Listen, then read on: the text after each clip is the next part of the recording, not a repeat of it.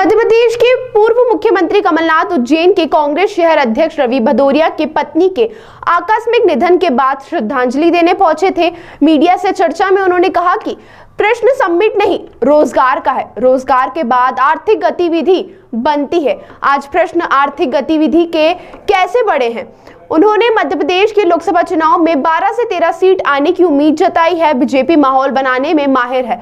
खुद के चुनाव को लेकर उन्होंने कहा कि नकुलनाथ चुनाव लड़ेंगे। वहीं आपको बता दें, कांग्रेस के पूर्व राष्ट्रीय महासचिव राहुल गांधी की भारत जोड़ो न्याय यात्रा में शामिल होने पूर्व मुख्यमंत्री कमलनाथ उज्जैन पहुंचे हैं।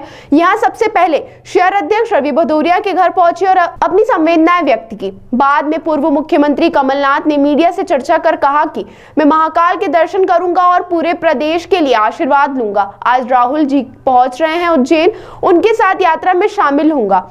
आज मध्य प्रदेश की सबसे बड़ी चुनौती बेरोजगारी है। यह जो नौजवान व्यवसाय के लिए भटक रहे हैं, यही निर्णय करेंगे, चाहे उज्जैन का हो या फिर मध्य प्रदेश का, जब तक उनको प्राथमिकता न बनाया जाए। इन्वेस्टर समिट तो शिवराज चौहान ने भी की थी। प्रश्न इन्वेस्टर समिट का है ही नहीं। प्रश्न यह है कि जो भी इन्वेस्टमेंट आया है उस पर रोजगार कितना मिला है। आज प्रश्न यह है कि आर्थिक गतिविधि कैसे बढ़ेगी। मैं 27 लाख किसानों का कर्ज माफ किया है, यह मजबूती है। इस लोकसभा चुनाव में कम से कम हमारी 12 से 13 सीट आनी चाहिए। यह जो माहौल बनाने वाली बात है वह राजनीतिक पार्टी करती है, लेकिन माहौल बनाने में बीजेपी माहिर है। उन्होंने कहा कि छिंदवाड़ा की जनता से मेरे 45 साल पुराने संबंध हैं। मैंने अपनी जवानी समर्पित की है छिंदवाड़ा को। आज कोई भी छिंदवाड़ा का व्यक्ति कहीं जाता है तो वह छाती ठोक के कह सकता है कि मैं छिंदवाड़ा से हूँ।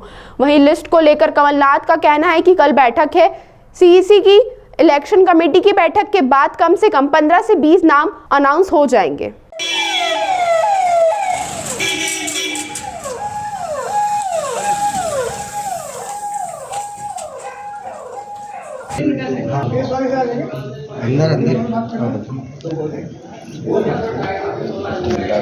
आशीर्वाद से थोड़ा सा नीचे पूरे प्रदेश के लिए राहुल जी भी पहुंच रहे हैं और उनके साथ में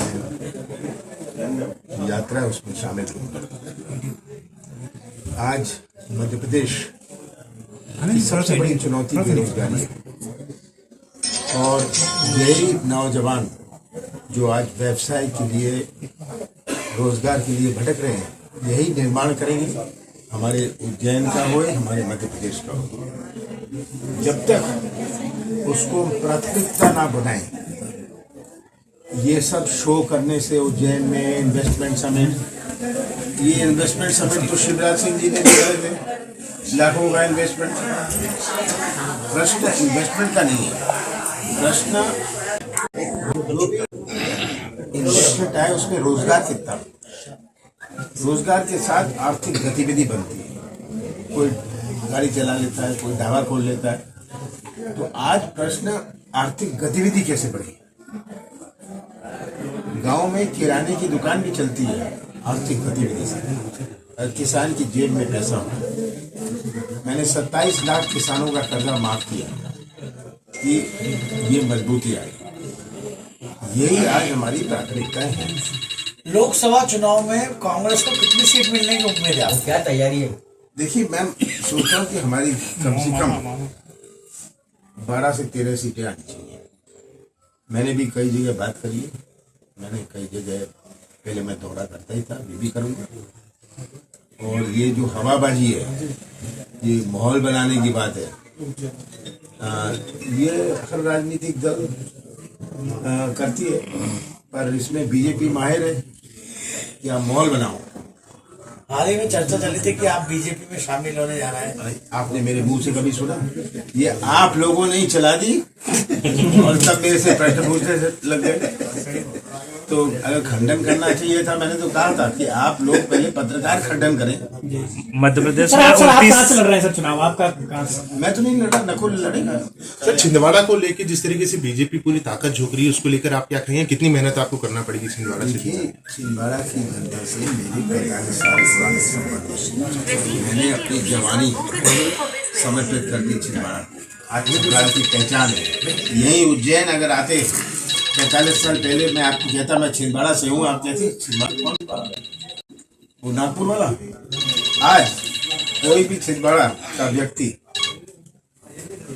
जहां भी जाता है अपनी छाती ठोक के कह सकता है मैं छिंदवाड़ा से आया। सर राहुल गांधी की इस यात्रा से कितना असर कितनी सीटों पे? देखिए, जो जनसंपर्क होता है ये जनसंपर्क बहुत आवश्यक है और आप आज खुद ही देखेंगे ये जनसंपर्क का क्या असर है। सर लिस्ट कब तक जारी होने वाली है? अब ये कल मीटिंग है सीईसी की, तो उसके बाद इलेक्शन कमेटी की मीटिंग के बाद लिस्ट कुछ ना कुछ मैं सोचता हूँ कम से कम 15-20 काम तो अनाउंस हो जाए। सर नरेंद्र मोदी परिवार की बात कर रहे हैं, पहले चौकीदार की बात की थी, अब क्या लग रहा था? देखिए, ये सब बातें करने, ये सब नारे देना सब आसान है। प्रश्न ये है जनता पर इसका क्या असर पड़ता है। ये भटकता हुआ बेरोजगार एक नारे से तो उसको रोजगार नहीं हो जाएगा ना। सर कांग्रेस पार्टी में गुटबाजी है क्या? कोई गुटबाजी नहीं।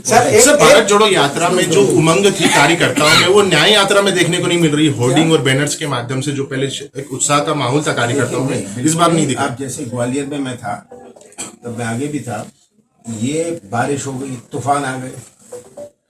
ये बारिश तूफान बहुत सारे देख रहे थे कि होर्डिंग गिरे हुए हैं, बैनर गिरे हुए हैं, तो लगे तो थे, पर बारिश तूफान के कारण ये गिरा गए। सर माध्यम व्यक्ति को टिकट देंगे?